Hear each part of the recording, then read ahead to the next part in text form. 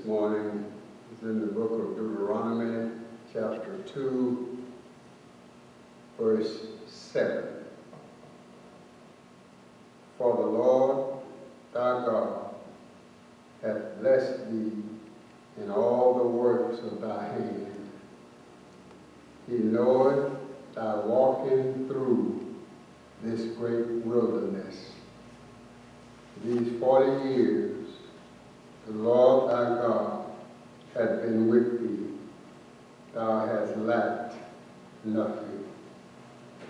Our subject for today, the pilgrim life of God's people. Pilgrim life of God's people. The pilgrim life of God's people. A pilgrim is one who travels with a goal or a destination in mind. The scripture text before us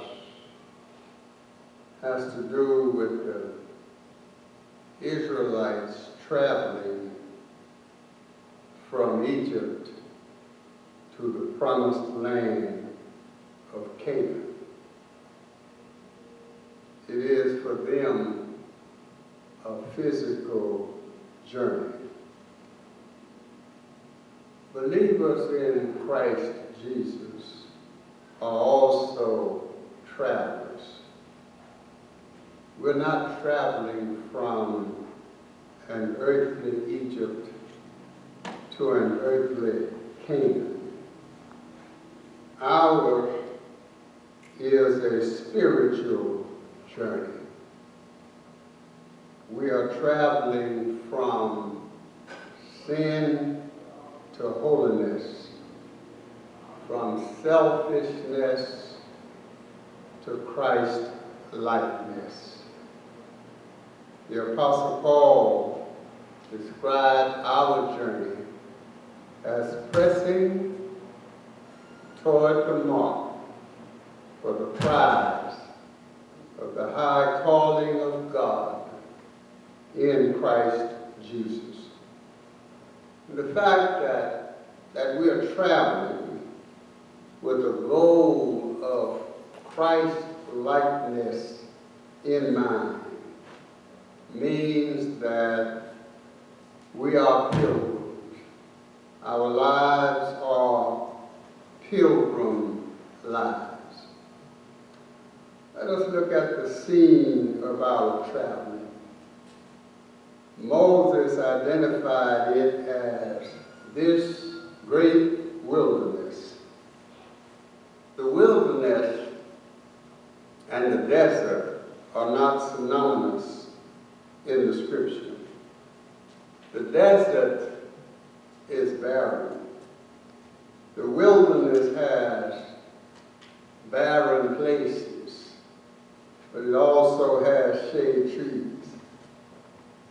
It has dry places, but it also has wells of fresh water.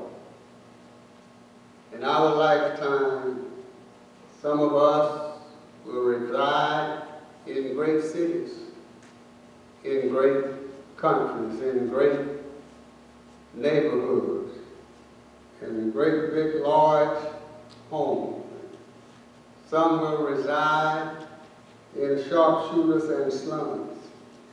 But we're all traveling through the wilderness of life. The wilderness is a place of need.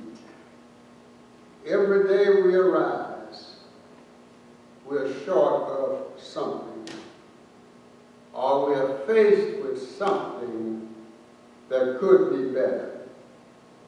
The Israelites came to a place where they needed bread to eat. They came to a place where the water was too bitter to drink. They came to a place where they needed strength to fight the enemy. They came to a place where they needed a miracle to cross the seed. Some might need more or better material things, but all of us on this journey have need. We need a better spiritual condition. Some of us need more wisdom. We need more spiritual knowledge. We need more patience. We need a better understanding. We need stronger faith. We need more strength to endure afflictions and wrongdoings. The wilderness life for us is just like it was for Israel. It is a place of need. The wilderness that we travel through is a place of discipline. The wilderness did not change for the Israelites. They had to discipline themselves to the wilderness. When they got to a place where they needed bread, they had to wait until God sent it from heaven. When they needed sweet water to drink, they had to wait until God showed Moses a tree to cut down that sweetened the water. When they had to go fight the Amalekites, they had to wait until Moses, Aaron, and Hur got up to the hill so that Moses could lift his hands up to God before they could win that battle. The pilgrim life is not a microwave life. It is not a name it and claim it life. It is not a speak it into being life. If it was so while we on lockdown because of the coronavirus, like Israel, we must discipline ourselves to whatever we come to on this journey until God opens doors. We must discipline ourselves to it until God gives direction. We must discipline ourselves until God shows us the way, until God does extraordinary things. The wilderness is a place of discipline. It did not change for Israel. They had to discipline themselves to whatever they came to. And it's not going to change for us. It is a place of discipline. We must discipline ourselves while we wait on God to open doors for us. And then Moses gives us the manner of our pilgrim life. He says, thou walking. To walk means to place one foot in front of the other if we're going forward, which means we can't truly walk and remain in the same place.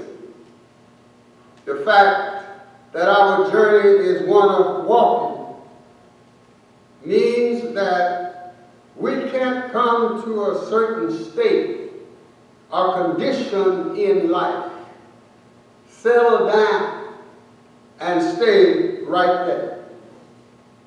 It did not happen for Israel. They went from Egypt to a time when Moses told them to stand still and see the salvation of the Lord. But then Moses came back and said, you stood still long enough. It's time to move forward toward the Red Sea. When they passed through the Red Sea, they stood on the banks on the other side and had a powerful worship and praise service. But they couldn't stay in church. They had to move on. 3 days later, they got disappointed because they came to a place with no water to drink. And then they came to a place that had water that looked fresh, but they were disappointed because the water was bitter. And as they kept traveling, they came to another place where the water was fresh.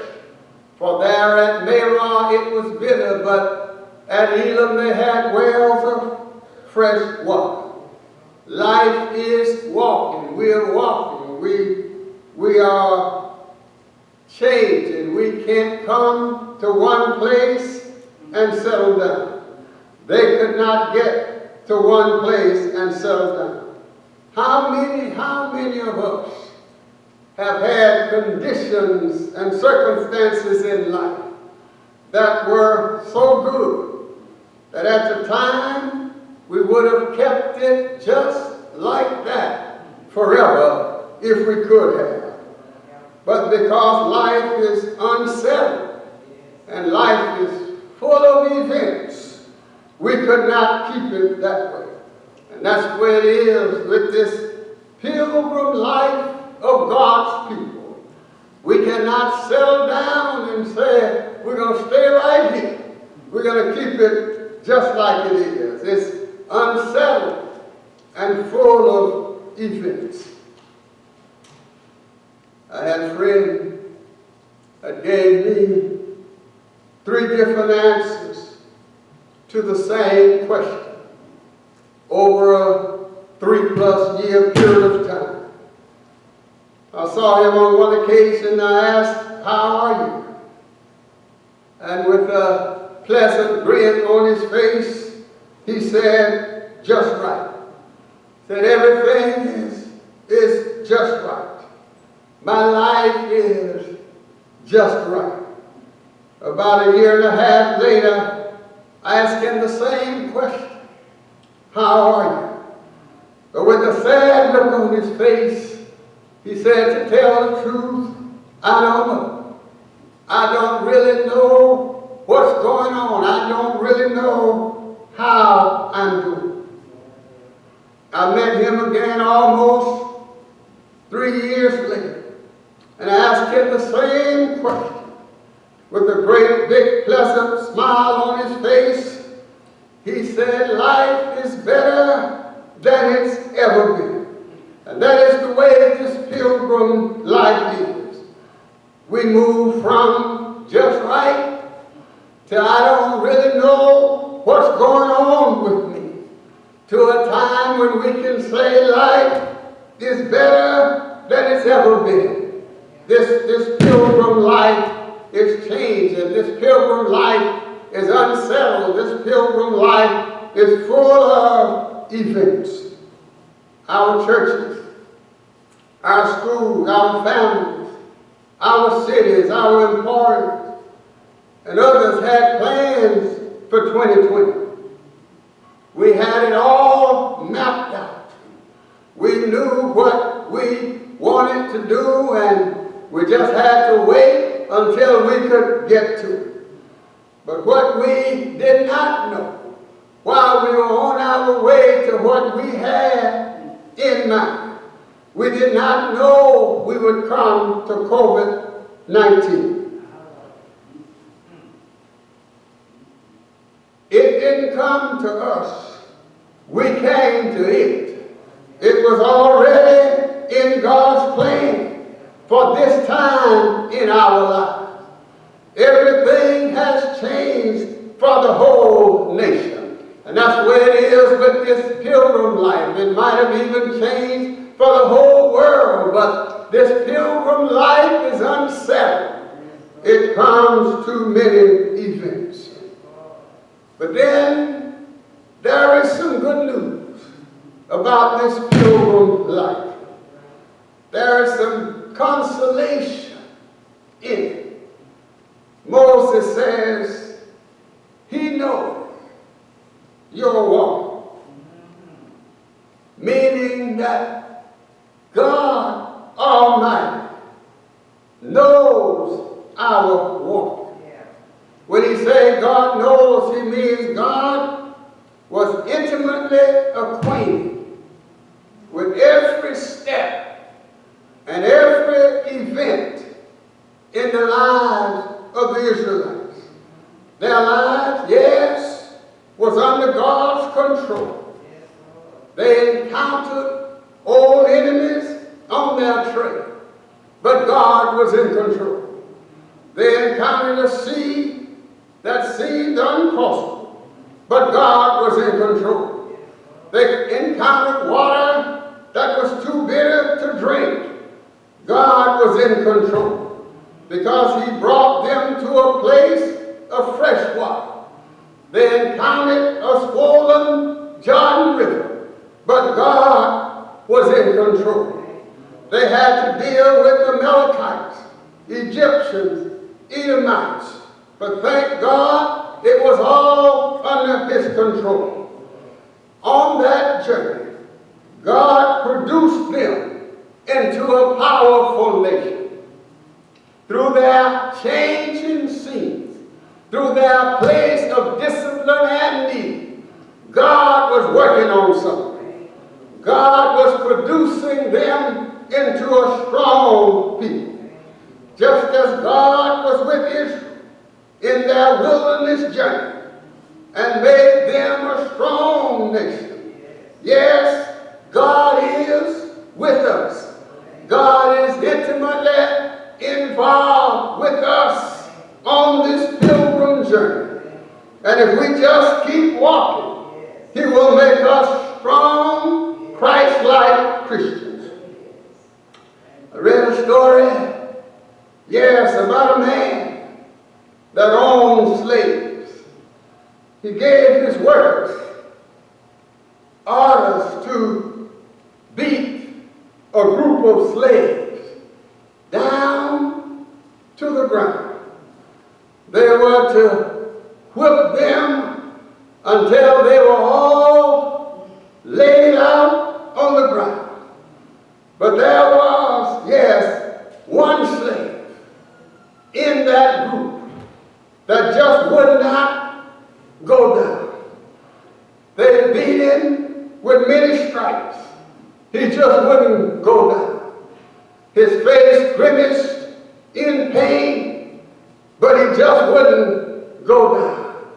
Blood was streaming down, but he just wouldn't go down. Finally, they called the master. Said, "Master, there is a slave here that you need to come check out. We've beaten him just like we beat the others, but he just won't go down. The more we beat him, the more he stands tall." The master looked at him and said, "Fellas, he is different. He is not like, yes, everybody else. He is the son of a prince. He's got different blood in him. He has the blood of a prince. He was born to stand tall. He represents his father, the prince." Oh, my brothers and sisters, if we just keep walking with God through this wilderness of life, through the ups and downs, through the joys and sorrows, through the good days and bad days, through the bitter water and the sweet water, through enemy territory, through dry times and fresh times, God will develop us into strong, Christ-like Christians that others will know we're not like everybody else. We're different than others. We are the children of the King. We have something within us that enables us to stand. Others will know that we represent our Father.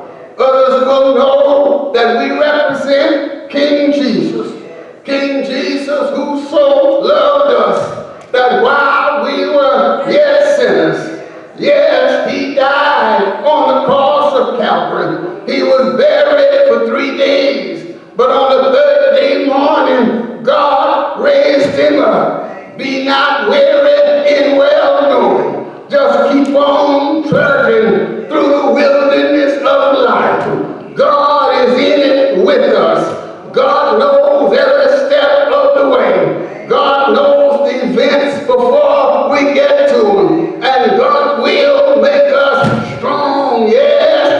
Christ-like Christians that will represent Jesus in such a way that others will know we're his and he's ours.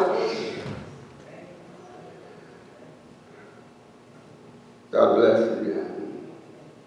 God keep you.